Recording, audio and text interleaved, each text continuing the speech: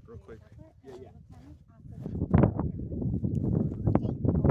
Okay.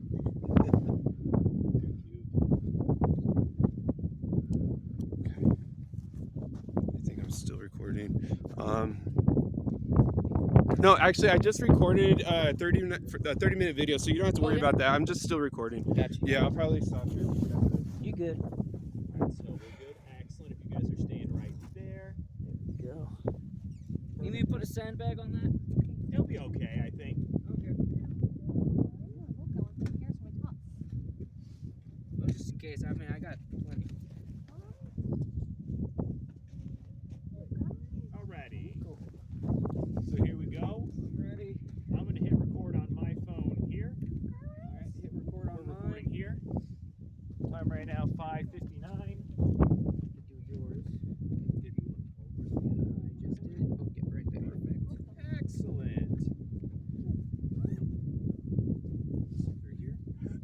Alrighty, folks. If you can, just both look at me the whole time. Try to ignore all these cameras are here. It's just us having a conversation. We can do the clap right now.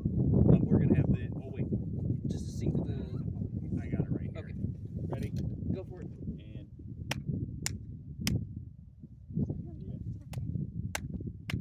perfect. That's just to sync up the audio. And we are all rolling. Very good. Very first question, whoever wants to start, can I just have both of you say and spell your first and last name for me, please? Yeah, my name is Corey Allen. C-O-R-E-Y. Allen, A-L-L-E-N. And Sarah Allen, S-A-R-A-H-A-L-L-E-N. And Bodin was actually spelled wrong. It's B-O-D-I-N-A-L-L-E-N. Gotcha. Perfect. And how old is Bodin? He is 2.5, almost 3. He'll be 3 in July. 3 in July. Wow. And then tell me, how long have you guys kind of lived down in this area? 4 years. 4 years. Gotcha. And what made you want to move out to this part of town? Well, raising family, you know, with the whole pandemic happening and scary times, and it just, we wanted to raise a family differently than what city life, you know, offers. And we're not the only ones that are living life like this. You know, I wanted to give my kids a sense of freedom, a sense of the best childhood they could have. The outdoors, the security and safety for being away from all the people that, like, in a city you can't just go and explore and be outdoors. And they have, out here they can have, like, the trees and the nature and take adventures and feel them. So, you know, we saw there was a child development issue in America, right? With the cell phone technology coming in, and it's really hard to break a child from that kind of attraction, you know, that device. And so it's kind of tough to break a child from that, right? But when you give them an opportunity to live like a child, you know, they'll explore. And he's getting to that age where he hasn't done that before. And we have a very strong learning experience that just happened, you know, in a very intense, emotional couple days. The tears are still coming when we think about it. I'm gonna have to pause. You know? Go ahead and grab it. Come on, He knows where to go. Come on, Mom. He's Come on, man.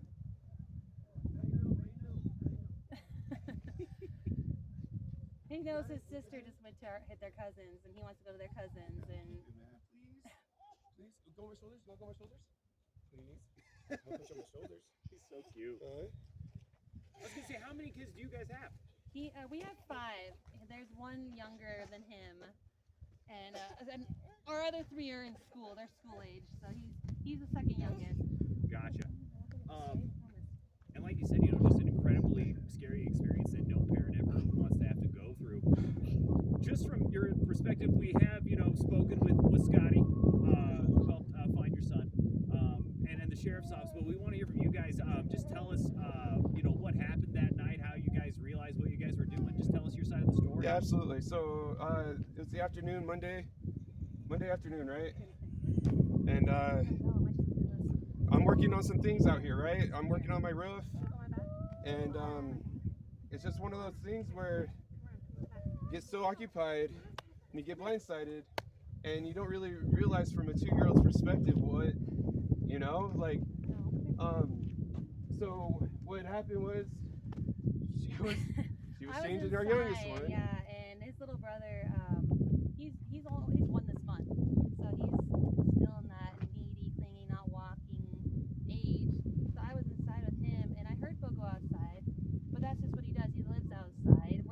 Corey was outside. Our dogs were outside. He plays outside. We have trampoline and swings and all sorts of stuff. And so I didn't think anything of it at the moment. And I changed our baby and went outside and I started calling for him, and he wasn't answering. And so he wasn't answering, and so we started looking for him. And he's done this where he just didn't answer right away. He was hiding or something. And a few minutes later, he'd show up. But this time he hadn't showed up, and we all started looking, and still couldn't find him. And a little while later, I was like, we have to get some help. He must not be here because it's been too long. And so, we're searching. It's really easy to, go missing behind one of these jumpers. So go this way, that way. We have this back road, which is the number one thing I was focusing on. I had no idea he'd be going that way, right?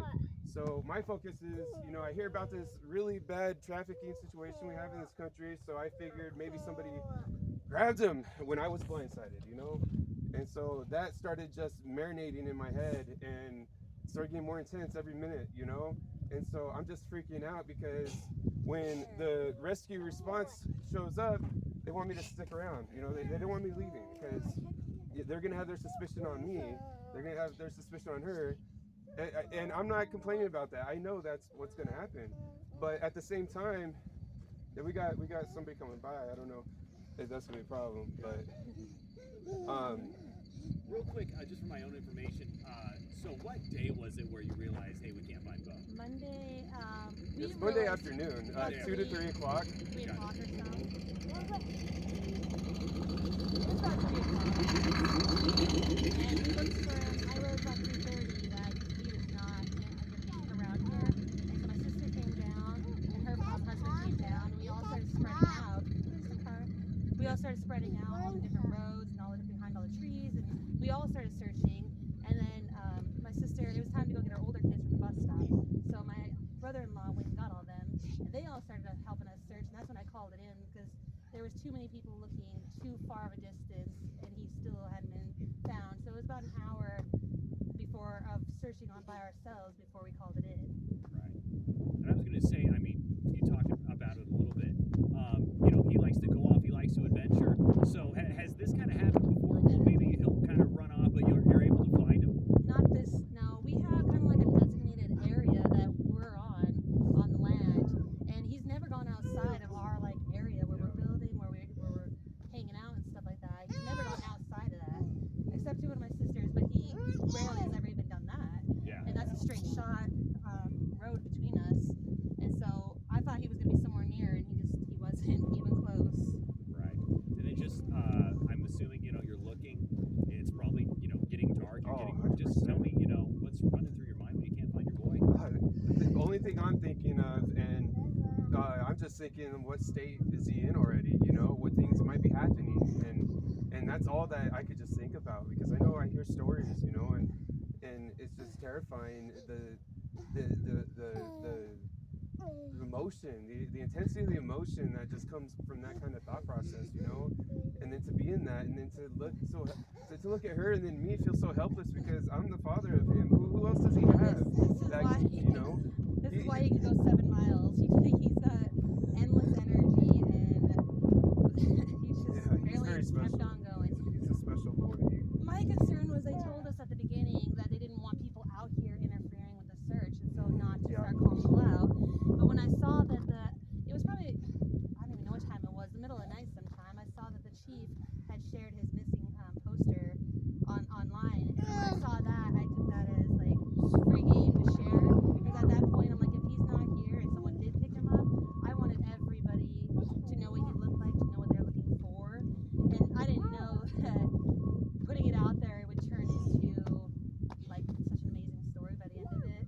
It was away from a nightmare, and I wanted everyone to know what he looked like in case he was taken to now he's home and everybody knows what he looks like. So with that said, I think it needs to be known the hunger for the community to respond. We had so many neighbors from the community, and you know how far we are from town.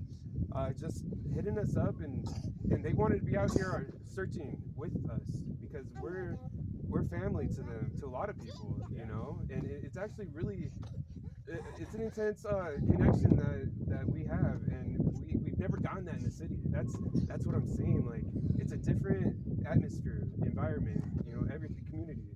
Yeah. A lot of love here, you know, prayers. We felt the prayers. It was so, you know, it was a mix of emotion, and it's still holding on, and I don't know how that's gonna come out with my hands, you know, and because I'm building out of all this. It's certain. So this isn't gonna be the end that Bo is, you know, gonna be getting attention. This isn't the end of Bo. Yeah. And I was going to say that night, so sheriff's office, you know, they said they were bringing out helicopters, ATVs, and everything like that. Yeah. Yeah. I mean, did you guys get any sleep that night? No, absolutely not. I was just crying all night. Like, Yeah, no, I was ready to just go on foot, but I didn't want them.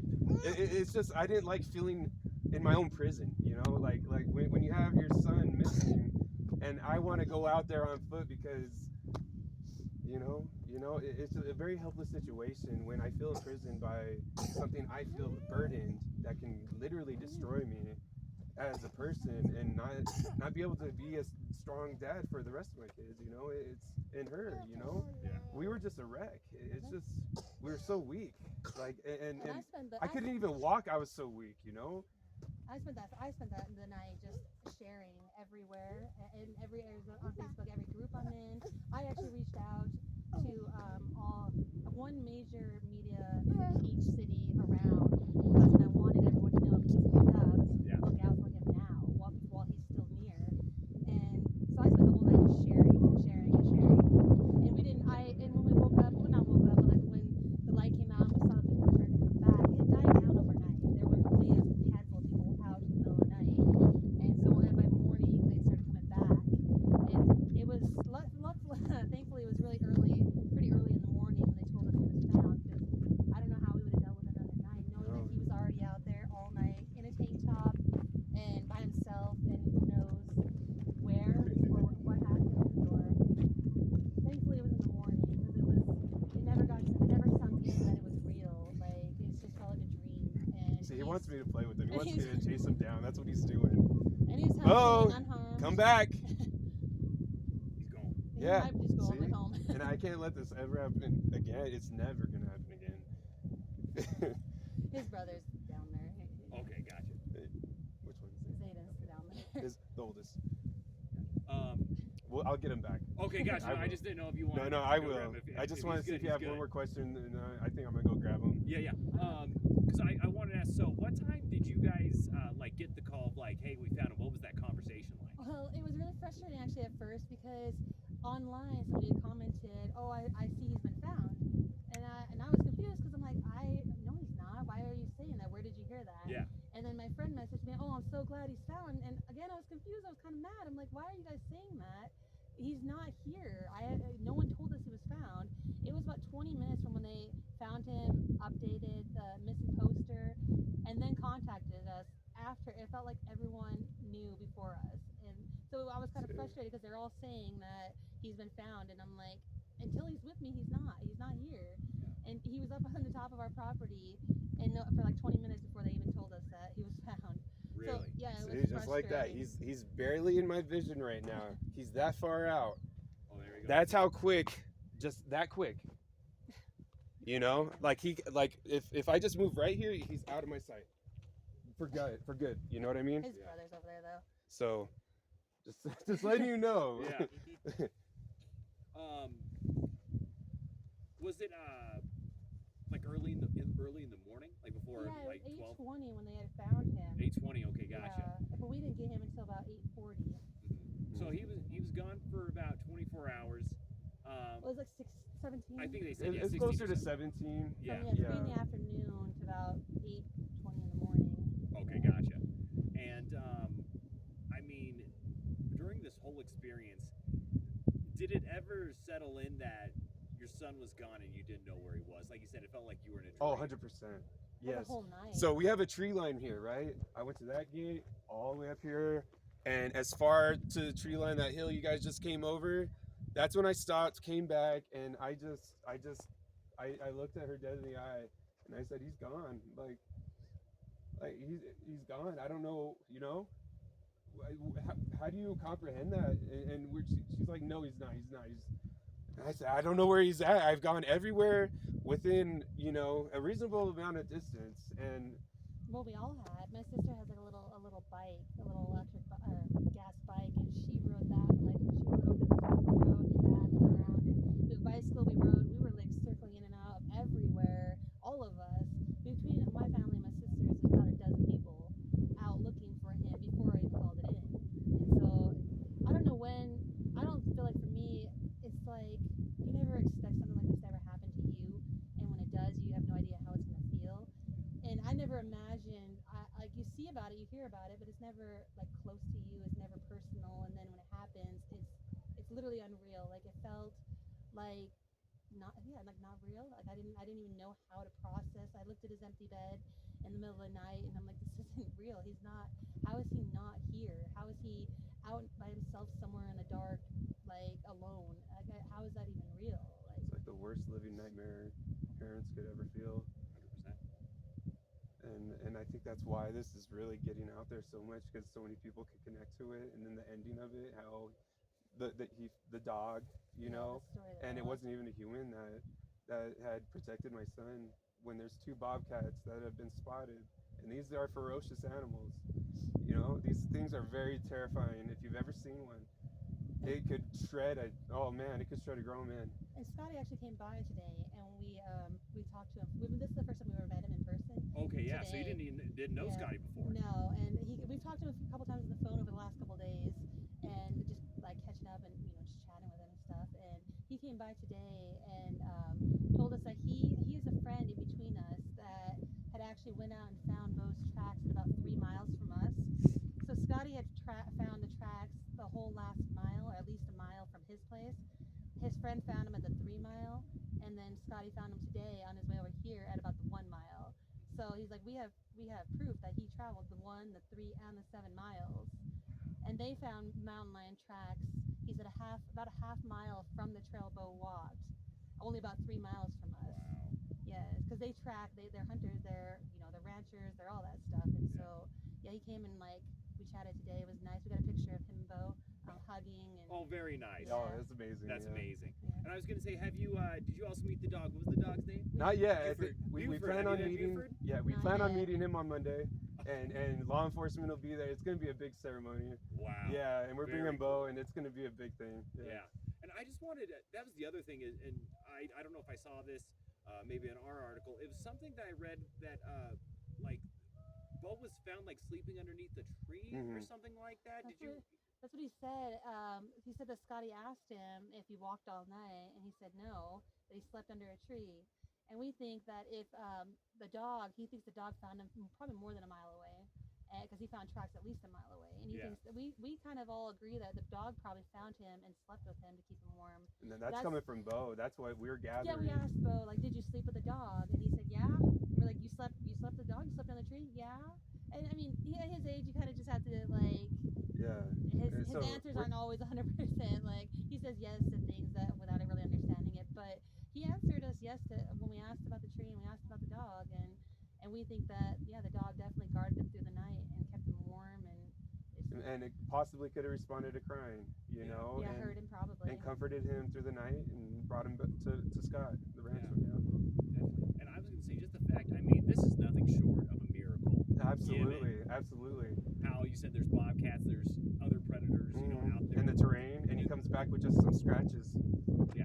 You know, like he on some rocks. Oh, and a snag in his shirt, his tank top. All he was worried about when we first saw him, he was like, my arm hurt, and we're like, okay, but where did you go, bro?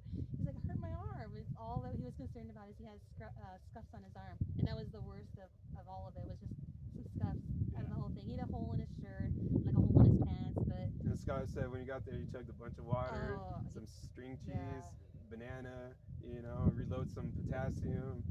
He's probably still trying to get some electrolytes in, but I mean, this kid is active. Yeah, he's still going. Yeah. It would seem like, he didn't go through something like that, Exactly. just seeing him Good Yeah. day. He came home and he played with his cousin. He doesn't normally nap anymore, unless he's really tired of fall asleep, like watch TV or something. But he came home and he took like a 3-hour nap, and I bet he he's doesn't even exhausted. nap Yeah. anymore. Like it was crazy. Yes. Definitely catching up from resting. And so when you saw him again, you knew he was okay. Yes, he had some scratches on him. Mhm. But what did that just mean to both of you as parents? It's like a second chance, man. Yeah, like I said, it was hard for it to ever even really sink in what had actually happened. And so people are like, how are you guys? I'm like, we're normal, we're good, we're happy, we're normal. Like this, like he's here, he's healthy, he's fine. Like nothing ever happened. Yeah, Like yeah. it just still feels like a dream. That like what the stories The like. odds, the rare. Yeah, you like know, the story's too unreal, and ending. people think that it's made up, and that like like people think that it's impossible, no way did it happen, and all these things, and we're like why would it happen? And yes, it's unreal and it's unbelievable, and it's a miracle. Like we know that he was definitely protected, and it happened, but it's just a crazy story for sure. Yeah. I bet you probably gave him the biggest hug you've ever given him before. I can't stop holding him. That's one of the things that was going on in my head is I wouldn't be able to hold him again. Yeah, it's like he's definitely getting the spoiled treatment. He's getting everything he wants. It's like, okay, just a little bit more of this, or okay, we'll get you chocolate later. He's definitely being spoiled right now for sure. It's his golden years, man. I just feel like I got to take advantage of it as much as I can. And then who was it that told you that it was Buford that found him? And just your reaction to, like we were talking about there, if there was helicopters and drones or whatever finding him, and it turned out to be this dog. When you heard about that? The sheriffs that brought him, we didn't know that Scotty actually came back with Bo. Because I guess Bo didn't want to let him go, and so Scotty actually brought him back, and the sheriffs and everybody told us, yeah, rancher's dog found him and took him to the rancher's place.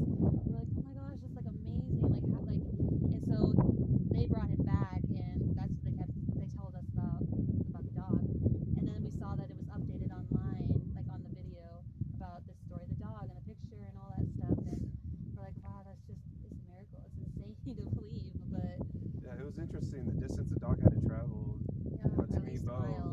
and the odds of that, the chances of that happening. There's so many people know the power in that, and me as the father, the prayers, I feel like God sent that dog to rescue my son. Absolutely. Nobody in their minds thought 7 miles for a 2-year-old was possible in this type of terrain. And again, he's not thinking about mountain lions. He's never seen one of those things.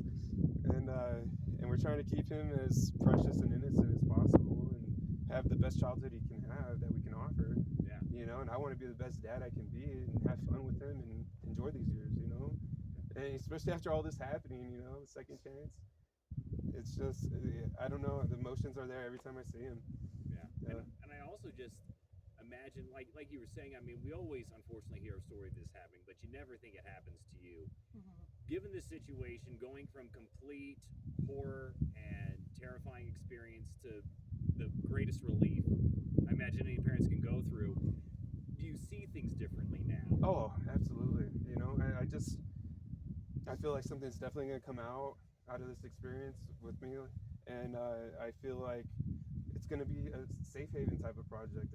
This country should not have that kind of fear that if a child goes missing right away, we just think of the worst, and I just feel like this country is in some serious need of that. And I think people need to know there is still good out there. Absolutely. Like people were questioning, That- because they think it's unbelievable, and they were questioning like the motives, like Scotty, if he was involved, if we were involved, things like that. They're like, oh, I hope the parents weren't involved in it, or you need to investigate the person like Scotty for finding it, things like that. And I think people just need to know that there is still good out there, and Scotty is a great person. For he was just as relieved as everybody else. Like. I don't know. It's just one of those stories. I think people need to see good stories, not just bad stories, so they know that miracles can still happen and good people are still out there. And if people want to help, let them help. Don't hold them back. Because people were getting really upset that they couldn't come out and help. Yeah. Let them help. We have volunteers. Volunteers were out here. Why can't the community do that? How many volunteers do you think were out here? Sheriff's office and just volunteers? Oh man, They told us about 50 before they left. Wow, 50 people. Wow. They were helicopters and drones and scent dogs and volunteers. There were hundreds and of people involved. and, Covering. Yeah, there was a lot. covered the whole thing. So, our whole area was covered in cars. but the community, like I said, was so hungry to. A lot of people told Mhm. us that we were on the road, we got to your road, we were ready, we were packing, like Yeah. like all these things. Like people live pretty close to us, and they were like, we were already out checking our area, we were headed your way, and it was it's just amazing to feel that like We all felt the the love and of community. 100%. I think just like for this portion, I think that wraps up my questions. Anything else you want to add? Anything I didn't ask you, or anything like that?